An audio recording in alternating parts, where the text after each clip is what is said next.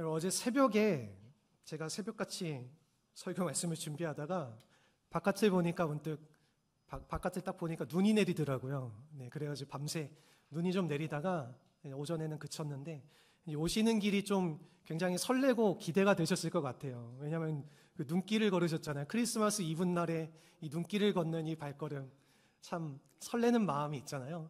그리고 여러분, 한 가지 아주 좋은 소식이 있는데 제가 뉴스 기사를 보니까 내일 성탄절에 8년 만에 화이트 크리스마스가 찾아온다라는 그런 소식이 있습니다.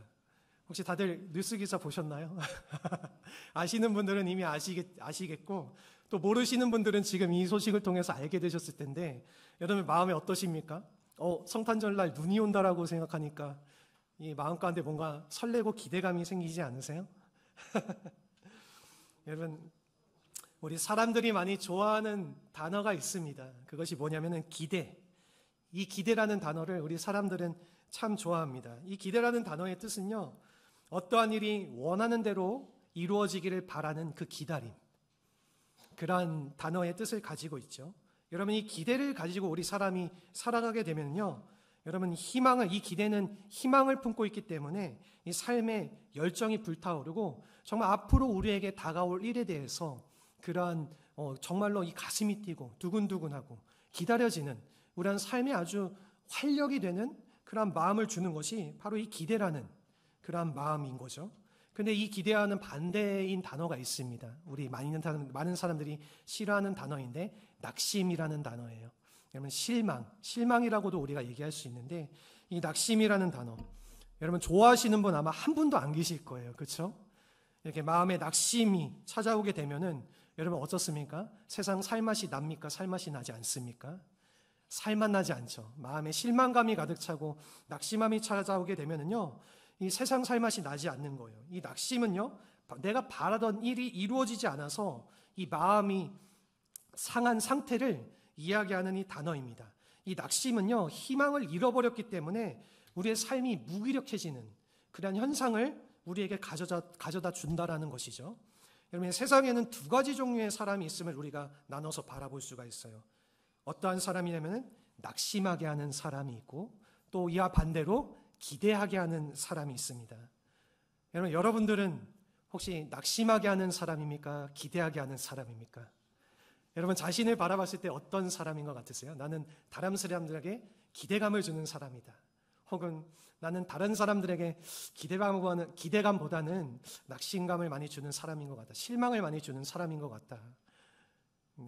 반반이실 거예요. 어떤 분들은 나는 기대감 많이 주는데 이렇게 생각할 수도 있고, 또 혹여는 어떤 분들은 나는 내가 이렇게 결혼 생활을 하고 자녀들을 키우다 보니까 나는 부부간에 서로 낙심함을 많이 주고 실망을 많이 주고 또 자녀들에게 실망을 많이 주는 사람인 것 같아. 혹여는 그렇게 생각하실 수 있을 것 같습니다. 여러분, 아무리 기대를 하게 하는 사람이라 할지라도요, 기대감을 많이 가지게 하는 사람이라고 할지라도요, 그 사람도 한 번 실수를 하고 한 번 잘못을 하게 되면은 실망하게 되는 법이에요. 많은 사람들이 그 사람의 한 번의 실수, 한 번의 잘못을 바라보면서 이 사람에 대한 기대감이 커지기보다는 그 사람에 대한 실망감, 낙심감이 커지게 되는 것이 우리 사람의 일반적인 마음이라는 것입니다. 여러분, 하지만은요, 우리의 인생 속에서 영원히 변치 않고 영원히 바뀌지 않는 기대감으로 우리에게 찾아오신 분, 우리와 함께 하시는 분이 계십니다. 그분이 누구신 줄 아십니까?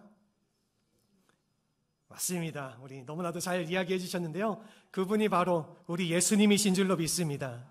여러분, 우리 예수님께서는요, 우리를 결코 실망시키지 않고 항상 우리의 마음 가운데, 우리의 삶 가운데 놀라운 기대감으로 가득 채워주시고자 이 땅 가운데 찾아오신 줄로 믿습니다. 여러분, 이 크리스마스 이브날, 우리가 또 성탄절을 앞두고 있는 이 주일날에 여러분들 어떠한 무엇에 대한 기대감으로 이 자리 가운데 나오셨습니까? 어떠한 기대를 가지고 여러분들 성탄절을 맞이할 준비를 하고 계십니까? 여러분, 우리가 많은 것들을 기대할 수 있겠지만은 우리가 진정으로 기대하고 바라봐야 될 분은 바로 예수님이신 줄로 믿습니다. 여러분, 예수님께서는요, 이 땅에 오심으로 우리 죄악된 인류에게 참 기대감을 안겨주셨죠. 그 구원으로 그분께서 우리를 구원하심으로 인해서 우리에게 영생을 선물로 주셨다라는 것입니다. 하나님 나라의 백성으로 살아가는 은혜를 우리에게 주셨다라는 것입니다. 여러분, 우리가 끝없는 기대를 가지고 이 낙심 많은 세상 속에서 우리가 삶의 끝없는 소망과 기대를 가지고 살아갈 수 있도록 우리 예수님께서 이 땅 가운데 오셨다라는 것입니다. 여러분, 오늘 이렇게 우리 가운데 오신 이 예수님에 대한 내용을 오늘 성경 본문 말씀에 나와 있는 이 동방박사의 이야기를 통해서 우리 성도님들과 우리 오신 이 땅에 우리 가운데 찾아오신 이 예수님에 대해서 우리가 알아야 될 것 두 가지를 함께 나누고자 합니다. 우선 첫 번째입니다. 첫 번째는 우리가 최고의 선물을 받았다라는 것을 기억해야 됩니다. 여러분, 우리 예수님께서는 하나님께서 우리에게 주신 최고의 선물인 줄로 믿습니다. 그렇게 믿으십니까? 아멘. 여러분, 오늘 본문 마태복음 2장 2절의 말씀입니다. 우리 함께 살펴보겠습니다. 마태복음 2장 2절 말씀입니다. 우리 한 목소리로 같이 읽어보겠습니다. 유대인의 왕으로 나신 이가 어디 계시냐? 우리가 동방에서 그의 별을 보고 그에게 경배하러 왔노라 하니. 아멘. 여러분, 이 동방의 박사들은요, 예수님의 탄생에 대한 그러한 이 이야기를 듣자마자, 그리고 그러한 별의 흐름을 읽자마자 이 예루살렘으로 달려갔습니다. 그리고 이 예수님을 찾아서 경배를 합니다. 여러분, 이 동방의 박사들이 왜 그랬을까요? 여러분, 정확하게 기록되어 있지는 않지만은요, 이 이스라엘과는 멀리 떨어져 있는, 굉장히 멀리 떨어져 있는 동쪽의 어느 나라에서 이 박사들이 굳이 힘들게 저 별을 보고, 죄송합니다. 저 별을 보고 찾아와서 저 별을 보고 이 이스라엘이라고 하는 서쪽의 작은 동네, 이 작은 나라잖아요. 이스라엘이 큰 나라도 아니에요. 이렇게 알려져 있는 나라도 아닙니다. 이 작디 작은 나라에 그 예루살렘이라고 하는 동네에, 그리고 더 작은 베들레헴이라고 하는 동네에 예수님을 만나러, 그리고 예수님을 경배하러 그들이 왔다라는 것이죠. 여러분, 이들이 왜 굳이 이 예수님을 경배하러 그 멀리서 그분을 찾으러 왔던 것일까요? 여러분, 그들은 분명히 알았던 것입니다. 이 예수님이 어떠한 분이신지를 이 동방박사들은요, 명확하게 알고 있었다라는 것입니다. 유대인의 왕으로 나신 이가 온 세상을 구원할 메시아라는 사실을, 여러분, 이러한 사실을 이 동방의 박사들은 분명히 알고 그분을 찾고자 그 머나먼 길을 발걸음을 했다라는 것이죠. 여러분, 그들은 돈이 없던 사람들이 아니었어요. 그리고 그들은 명예도 없던 사람들이 아니었습니다. 이 동방의 박사들이라고 하면요, 그들은 그 동쪽의 지혜자들을 얘기하기도 하고요, 또 그 지혜자들은요, 아주 특별한 능력들을 가지고 특별한 지혜를 가지고 있었습니다. 그것은 뭐냐면 점성술, 그리고 여러 가지 삶의 수많은 지혜들을 가지고 그들은 미래의 흐름을 읽고 많은 사람들에게 여러 가지 좋은 말을 전해주고 그러한 행동들을 하면서 막대한 부를 축적하면서 살아가는 사람들이었습니다. 여러분은 이러한 사람들이 무엇 때문에 예수님을 만나러 왔을까요?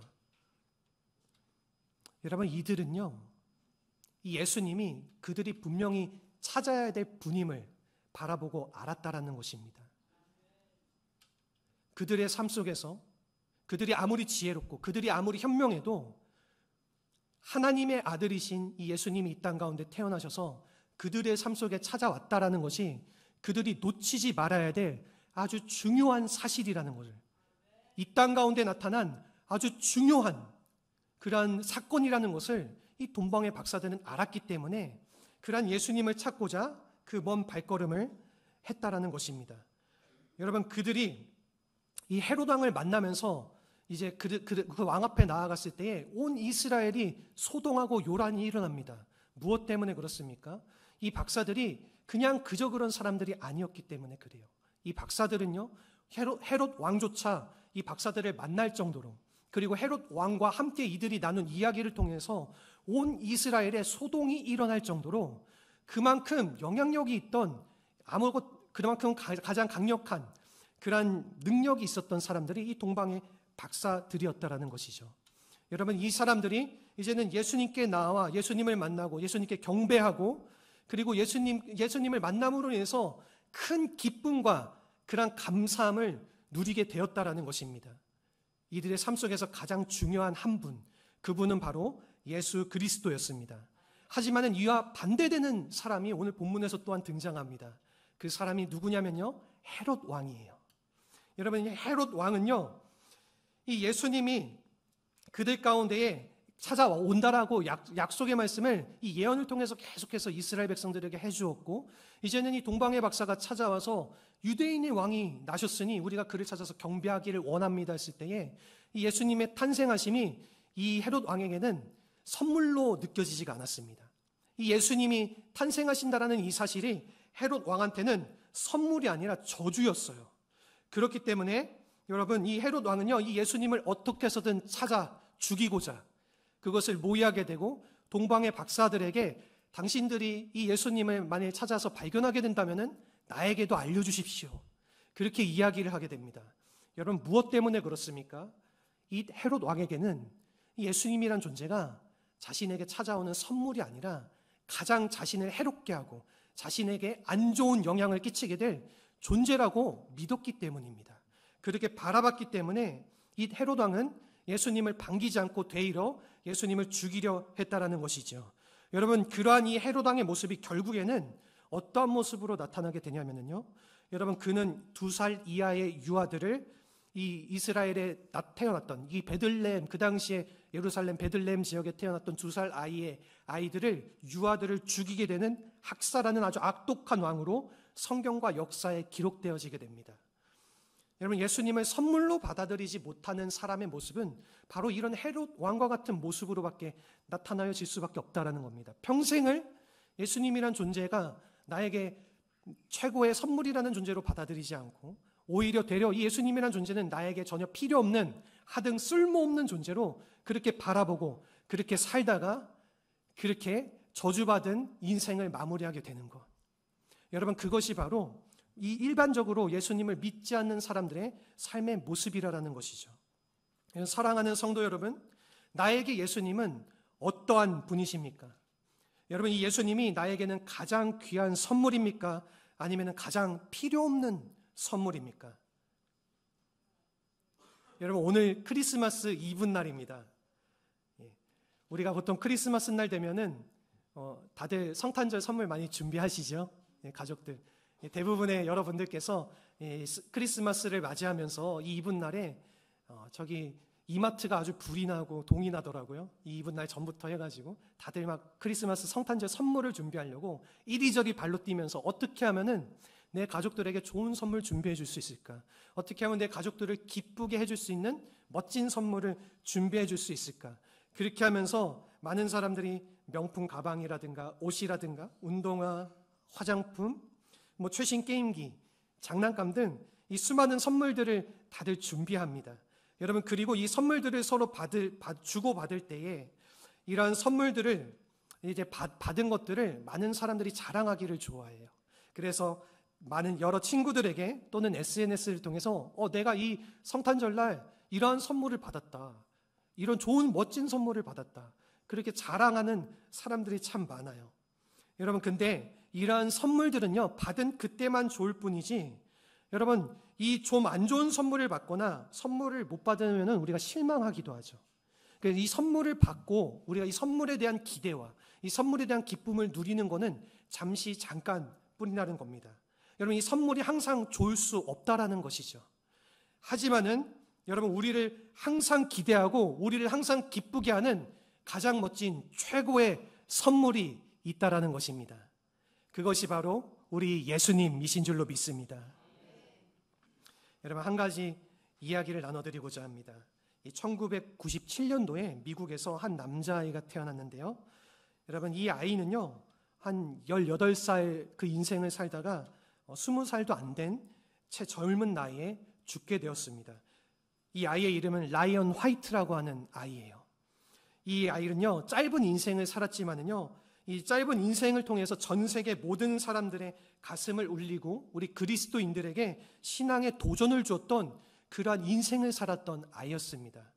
이 아이는 태어날 때에 3일 만에 혈우병이라고 하는 이 희귀 질병이라는 판정을 받게 되고, 이 부모님들이 이 아이의 치료를 위해서 백방으로 노력하면서 열심히 이 아이를 치료하면서 키워왔는데, 이 아이가 13살 되던 해에 이 혈우병 때문에 이 수혈을 받던 와중에 에이즈에 감염이 되게 됩니다. 그래서 에이즈를 안고 6개월이라는 시한부 인생을 선고를 받고 이제는 그 인생을 살아가게 되는데, 에이즈라서 이 아이가 6개월 살아가는 것도 서러운데 학교에 가면은 에이즈 환자이기 때문에 부모들이 학교에 오기를 원하지 않는 거예요. 왜냐하면 혹여나 내 자녀들이 이 에이즈에 감염이 될까 봐. 근데 이 아이는 끝까지 나는 그래도 내 인생, 우리 아이들과 내가 누릴 수 있는 것 함께 누리면서 살아가고 싶다, 그렇게 원하고 바라는 마음으로 부모와 함께 이제 이 학교 당국과 법정인 소송에 들어가게 됩니다. 그러면서 언론과 미디어에 노출이 되게 되면서 많은 사람들에게 이렇게 유명한 사람이 되어버리게 돼요. 또 무엇 때문에 더욱 그랬냐면요, 이 아이가 에이즈 환자인데 그 당시에 에이즈 환자라면은 사람들에게 차별받고 사람들에게 인정받지 못하고 저 뒤에서 이제는 죽을 날만 기다리면서 저 뒤에서 살아가야 되는 사람들이 에이즈 환자였습니다. 여러분, 그런데 그런 에이즈 환자의 인권인들이 전부 다도 짓밟혀지고 그냥 전부 짓밟혀지고 아무것도 없는 그러한 세상 속에서 이 아이가 자신이 에이즈 환자이면서 이 에이즈 환자는 똑같이 우리가 사람이니까 우리도 인권을 가지고 교육을 받고 우리도 치료의 과정을 받으면서 살아갈 수 있어야 된다, 그러한 인권을 주장하면서 많은 사람들에게 그런 것들을 알리게 돼요. 그래서 그 당시에 유명했던 엘튼 존이라는 가수라든가 아니면 마이클 잭슨이라는 가수도 이 아이가 그렇게 하는 운동 가운데 함께 동참하고 그 마음 가운데 함께 힘써 동참함으로 인해서 이 미국 땅 가운데에 아주 큰 업적을 남기게 됩니다. 그것은 뭐냐면요, 이 에이즈에 걸린 이 사람들이 이 법적인 보호 아래에서 충분히 교육을 받고 치료를 받을 수 있도록 그렇게 법으로 제정이 되어지는 이 라이언 화이트 법안, 이 아이의 이름을 따서 라이언 화이트 법안이라는 법을 통과시키게 돼요. 그래서 이 아이로 인해서 수많은 에이즈 환자들이 인권적으로 보호를 받고 또 법적으로 인정을 받게 되는 그런 아주 귀한 사건이 이 미국 땅 가운데 생겨지게 됐습니다. 여러분, 이 소년이 이제는 죽을 때가 되어서 그 아버지와 마지막으로 나눴던 대화가 있습니다. 이 나눈 대화가 한 기독교 잡지에 실렸는데요, 이 대화의 내용이 이래요. 이제는 아들이 죽어가는 모습을 보면서 이 아버지가 이 아들에게 아무것도 해줄 수가 없잖아요. 그러니까 이렇게 얘기하는 겁니다. 아들아, 미안하다. 이제는 내가 내게 아무것도 해줄 것이 없구나. 이 아빠가 더 이상 어떠한 선물도 너에게 줄 수 없는 것을, 아무것도 해줄 수 없는 것을 용서해다오. 이렇게 얘기했을 때에 이 아이가 죽어가는 그 상황 속에서 아버지에게 이렇게 얘기해요. 아빠, 전 지금까지 많은 선물을 받았지만 아무도 아빠처럼 나에게 귀한 선물을 준 사람이 없어요. 아빠는 저에게 천국을 살아갈 수 있는 티켓을 선물로 주셨잖아요. 바로 예수님을 소개해 주셨어요. 아빠 때문에 교회에 나가서 예수님을 믿고 영생을 선물로 얻었는걸요. 아버지, 이보다 더 위대한 선물은 저에게 없을 거예요. 여러분, 이 아이가 이러한 고백을 아버지와 함께 대화를 나누고 그렇게 죽었다라고 합니다. 여러분, 성경은 우리에게 이렇게 말해주고 있습니다. 로마서 6장 23절의 말씀입니다. 우리 함께 성경 말씀을 보도록 할까요? 우리 앞에 화면을 보시고 또 우리 함께 말씀을 한번 펴보시고요. 로마서 6장 23절의 말씀입니다. 우리 믿는 그리스도인들이라면 꼭 알고 외워야 되는 우리 귀한 말씀인 줄로 믿습니다. 우리 찾으셨으면 한 목소리로 우리 화면을 보고 성경책을 보고 한 목소리로 읽도록 하겠습니다. 죄의 삭은 사망이요 하나님의 은사는 그리스도 예수 우리 주 안에 있는 영생이니라. 아멘. 아멘. 여러분, 우리 하나님께서 우리에게 주신 아주 그 귀하고 값진 선물은 바로 예수 그리스도입니다. 여러분, 죄의 삭은 사망이라고 우리에게 말씀해 주고 계십니다. 이 세상은요, 죄로 가득 찬 세상이에요. 우리 사람들이 이 세상을 살아갈 때에 이 죄의 요소들을 우리는 피할 수 없고 항상 이 죄의 요소들과 마주하고 혹여는 이 죄에 우리가 감염되어지고 이 죄 속에서 살아가는 것이 우리 사람의 모습입니다. 치열하게 이 죄와 싸우다가 혹여는 이 죄 가운데 넘어지고 무너져서 우리가 영원한 생명이 있는지 없는지도 모른 채 살다가 죽는 것이 우리 사람의 인생일 수도 있어요. 그렇지만은 그러한 우리 사람의 인생 속에 한 줄기의 빛과 소망으로 우리에게 영원한 기대감을 주시고 우리에게 영원한 삶을 주시고자 하는 하나님의 아름다운 사랑이, 그 아름다운 선물이 우리에게 주어진 줄로 믿습니다. 여러분, 하나님께서는 변치 않은 가장 좋은 선물을 우리에게 주셨습니다. 그분이 누구십니까? 바로 예수님이시라는 겁니다. 여러분, 변함없는 사랑으로 우리를 구원해 주시고, 여러분, 우리를 그 은혜로 붙들어 주시고 함께하여 주시는 이 예수님을 우리는 잊지 말고 기억해야 될 줄로 믿습니다.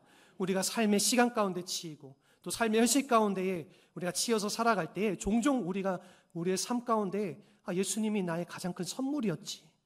여러분, 이러한 기억들을 우리가 의미를 많이 잃어버리면서 살아갈 때가 많아요. 하지만은 우리는 이 성탄절을 맞이해서 우리가 끊임없이 이러한 것을 기억해야 될 줄로 믿습니다. 이 예수님이야말로 바로 하나님께서 우리에게 주신 진정으로 가장 멋지고 가장 귀한 최고의 선물임을, 여러분, 이것을 항상 기억하며 이 선물의 기쁨이 우리의 삶 속에 가득 채워지기를 주님의 이름으로 축복합니다. 아멘. 우리 두 번째는 무엇이냐면요, 다른 이들에게 우리도 이 최고의 선물을 주어야 된다는 것입니다. 여러분, 하나님께서 예수님이라는 최고의 선물을 우리에게 주셨다라고 하면은요, 우리도 이 선물을 받은 것을 그냥 받은 그대로만 살아가는 것이 아니라 우리도 주님 앞에 이 귀한 선물을 내어드릴 수 있어야 된다는 것이죠. 여러분, 오늘 마태복음 2장 11절의 말씀 우리 함께 보도록 하겠습니다. 마태복음 2장 11절의 말씀에서 이 동방의 박사들이 예수님께 나와서 이렇게 행동을 합니다. 우리 같이 읽도록 하겠습니다. 집에 들어가 아기와 그의 어머니 마리아가 함께 있는 것을 보고 엎드려 아기께 경배하고 보배 합을 열어 황금과 유향과 모략을 드리니라. 아멘. 여러분, 이 동방의 박사들이요, 이 예수님을 만나 경배하면서, 여러분, 그들은 이미 마음속에 이 예수님을 만나기 전부터 준비한 것이 있어요.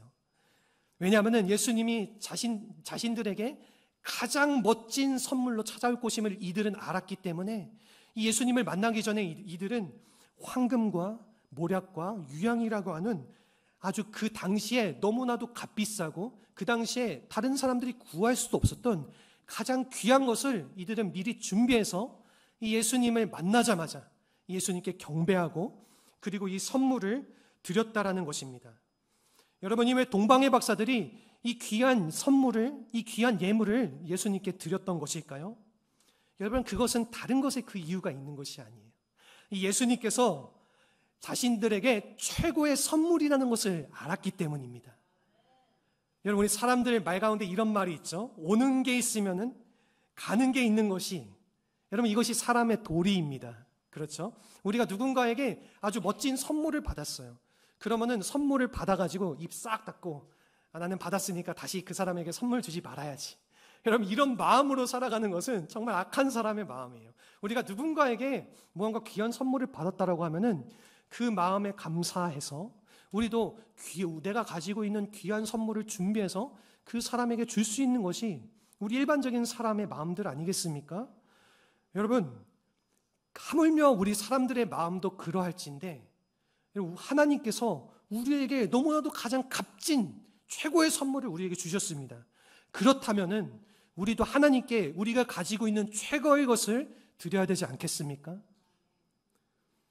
여러분, 우리가 하나님께 최고의 선물을 드린다고 해서요, 그것들이 내가 가지고 있는 그 많은 돈들을, 많은 부를 이 헌금으로 하나님께 드린다, 아니면 내가 가지고 있는 부동산, 내가 가지고 있는 집, 내가 가지고 있는 중요하게 생각하는 것, 그런 것들을 주님 앞에 올려드린다, 우리가 혹여나 그런 물질적인 것으로 주님께 드린다라고 생각을 할 수도 있습니다. 여러분, 하지만은요, 우리 주님께서 가장 받기 원하시는 귀한 선물이 한 가지 있습니다.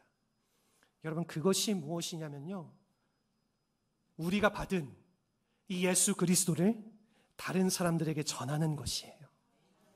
우리가 가장 귀한 거를 주님께 받았습니다. 여러분, 주님께서는 이 선물을 주실 때에 어떠한 대가를 우리에게 구하시면서 이 선물을 우리에게 주신 것이 아닙니다. 아무런 대가 없이 그분의 사랑으로 이 예수님이라는 값진 선물을 우리에게 주셨다라는 것이죠. 여러분, 그렇다면 대가 없이 받은 이 선물을 받은 우리도 아무런 대가 없이 다른 이들에게 이 사랑을 나눠주고 이 사랑을 전해야 된다는 것입니다. 여러분, 이 미국의 펜실베니아 대학교의 교수인 애덤 그랜트라는 사람이 있습니다. 이 사람이 세 가지의 상호성의 법칙에 대해서 이 논문을 발표한 내용이 있습니다. 어떠한 것이냐면요, 이 많은 사람들은 기버와 매처와 테이커, 이 세 종류의 사람으로 살아간다라는 거예요. 이 기버는 남들에게 주는 사람을 말합니다. 그리고 매처는요, 남들에게 주기도 하고 받기도 하는 사람들. 그리고 테이커는 어떠한 사람이겠습니까? 남들에게 받기만 하는 사람들. 이 세 가지의 사람들이 상호의 관계를 이루면서 이 세상을 살아간다라고 하는 것입니다. 대부분의 사람들이요, 이 통계 결과에 따르면요, 매처로 살아간다라고 합니다. 뭐 주고 받고, 주는 것이 있으면 당연하게 받는 것을 그렇게 주거니 받거니 하면서 일반적인 많은 사람들이 그 삶을 살아간다라고 하는 것이죠. 여러분, 그런데요, 이 소수의 사람들만 기버로 살아간다고 합니다. 소수의 사람들만 주는 사람으로 살아간다고 하는 것이에요. 근데 이 주는 사람들이 가지고 있는 아주 놀라운 특징이 있는데요, 이 주는 사람들은요, 그 삶 속에 여러 가지 기적들이 일어나고 여러 가지 생각지도 못했던 기회가 만들어지는 것이 이 기버로 살아가는 삶 속에 많이 나타난다라고 합니다. 여러분, 왜 그러한 사람들의 삶 속에 그러한 것들이 나타나는 걸까요? 그것은요, 조건 없이 주는 선물에는 강력한 힘이 있기 때문입니다. 우리가 잠언의 말씀을 보게 되면요, 이렇게 우리에게 이야기해 주는 말씀의 내용이 있습니다. 우리 잠언 18장 16절의 말씀입니다. 잠언 18장 16절의 말씀입니다. 우리 화면을 보시고 한번 우리 같이 읽어보도록 하겠습니다. 사람의 선물은 그의 길을 넓게 하며 또 존귀한 자 앞으로 그를 인도하느니라. 아멘. 여러분, 이 말씀은 이 선물이 얼마나 강력한 힘을 가지고 있는지 우리에게 알려주는 이 잠언의 아주 귀한 말씀입니다. 이 선물을 주는 사람이 가는 길은 넓어지고 더 나아가서는 그 사람이 존귀한 자가 된다라고 우리에게 이야기해 주는 것입니다.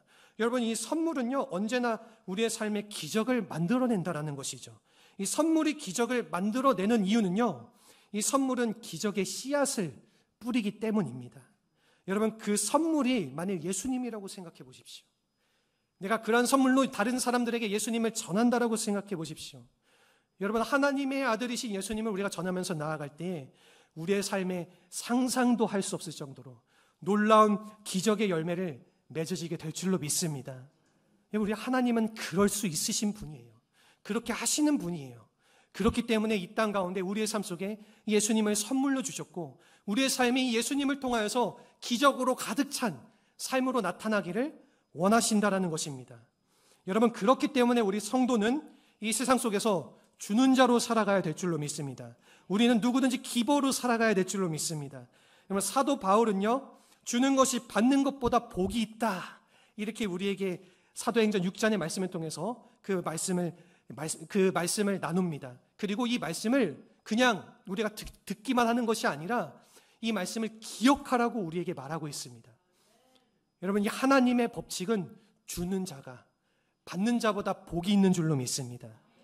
여러분, 무엇보다도 우리가 이 예수님을 받았으니까 이 예수님을 우리가 다른 이들에게 전하면서 나아갈 때에 여러분, 그러한 사람들은 하늘의 놀라운, 하늘의 아름다운 복을 우리에게 하나님께서 반드시 주신다라고 약속하시는 것입니다. 여러분, 우리가 바라봐야 될 이 주는 자의 약속은 바로 예수님을 전하며 받는 그 놀라운 은혜의 약속인 줄로 믿습니다.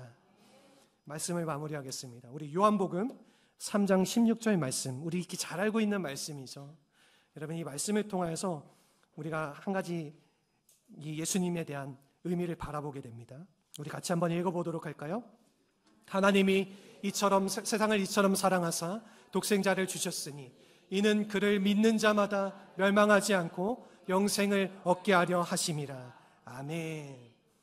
여러분, 이 앞 구절을 잘 기억해 보시기 바랍니다. 하나님이 세상을 이처럼 사랑하사 독생자를 우리에게 주셨습니다. 여러분, 예수님을 우리에게 주셨습니다. 무엇 때문에 주셨습니까? 우리를 너무나도 사랑하시고 또 사랑하시기 때문에 여러분, 예수님을 우리에게 주신 줄로 믿습니다. 여러분, 이 세상의 최고의 선물은요, 돈이나 명예가 아니에요. 이 예수님을 믿음으로 우리에게 찾아오게 되는 영원한 생명인 줄로 믿습니다. 이 영원한 생명이신 예수님을 우리가 전하면서 살아갈 때에 우리의 삶 가운데 놀라운 기적이 일어나게 된다는 것입니다. 여러분, 무엇 때문에 그렇습니까? 바로 이 예수님이란 선물이 우리에게는 기적 그 자체이기 때문인 줄로 믿습니다. 여러분, 이 예수님을 우리가 믿고 이 예수님을 기억하고 또한 이 예수님이 나의 최고의 선물이심을 우리가 기억하고 이 예수님을 다른 이들에게 전하면서 살아갈 때에 여러분, 우리의 삶 가운데 놀라운 기적이 찾아오게 됩니다. 우리의 인생이 변화되어지는 놀라운 기적이 일어납니다. 죄인에서 의인으로 변하게 되는 놀라운 기적이 찾아오게 됩니다. 여러분, 절망의 사람에서 희망의 사람으로, 절망적인 나의 인생에서 희망적인 인생으로 바뀌어지게 되는 놀라운 기적이 우리의 삶 가운데 일어나게 된다는 것입니다. 여러분, 예수님을 믿고 우리가 예수님을 전할 때에 그러한 놀랍고도 아름다운 일들이 우리의 삶 가운데에 주어진다라는 것입니다. 여러분, 이 성탄절을 맞이해서 많은 사람들이 이 성탄절날 좋은 일이 일어났으면 좋겠다, 기적이 일어났으면 좋겠다, 그런 생각을 가지시는 분들이 많아요. 그래서 이 성탄절을 다른 의미로 표현하면 미라클 데이라고도 우리가 얘기할 수 있어요.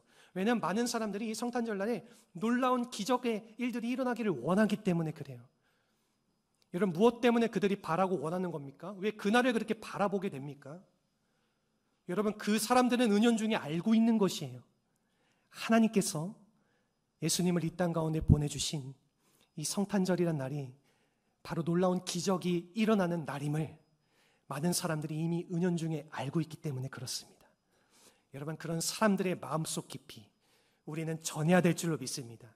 우리가 받은 이 최고의 선물이신 예수님을 그러한 사람들에게 전하면서 나아갈 때에 여러분, 하나님께서 우리의 삶을 놀라운 기적과 같은 삶으로 가득 채워주시고 나타내 주실 줄로 믿습니다. 이러한 기적을 함께 누리시는 우리 사랑하는 모든 성도님들이 되시기를 주님의 이름으로 축복합니다. 주님의 이름으로 축복합니다. 아멘. 여러분, 이 시간 우리 함께 이러한 주님의 이름을 기억하면서 이 찬양의 고백으로 함께 나아가기 원합니다.